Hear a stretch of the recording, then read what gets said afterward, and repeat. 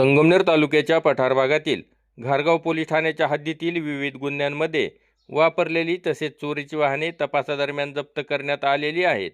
या जप्त वाहनांची यादी जाहीर करण्यात आली असून संबंधित वाहनधारकांनी पुढील 5 दिवसात पोलीस ठाण्यात हजर राहून आपली वाहने घेऊन जावीत, असे आवाहन पोलिसांकडून करण्यात आले आहे.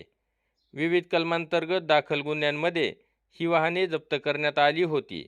यात दुचाकी, चारचाकी तसेच ट्रॅक्टर अशा विविध प्रकारच्या वाहनांचा समावेश आहे. काही वाहनांना क्रमांक नसून काही वाहनांचे इंजिन नंबरच्या आधारे तपशील नोंदविण्यात आले आहेत.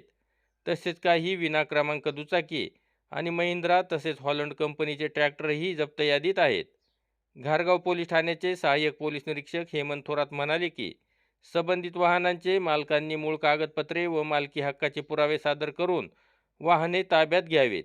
अन्यथा जाहीर करण्यात आलेल्या मुदतीत कोणीही दावा न केल्यास या वाहनांचा सरकारी नियमानुसार लिलाव करण्यात येणार आहे.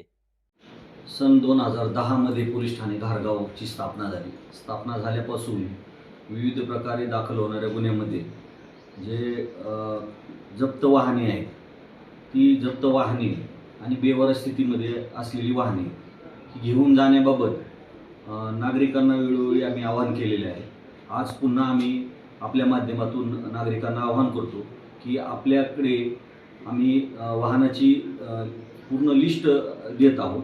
त्या लिस्टमधील आपली वाहने जर असतील तर आपण पोलीस ठाणे घारगाव येथे येऊन आपल्याकडे असलेली योग्य ती कागदपत्रे दाखवून आपापली वाहने आपल्या ताब्यात घेऊन जावी.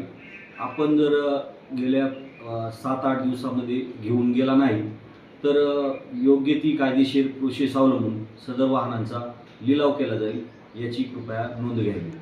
नागरिकांनी या सूचनेची गांभीर्याने दखल घेऊन तत्काळ घारगाव पोलीस ठाण्यात संपर्क साधावा, असे आवाहन पोलीस प्रशासनाने केले आहे.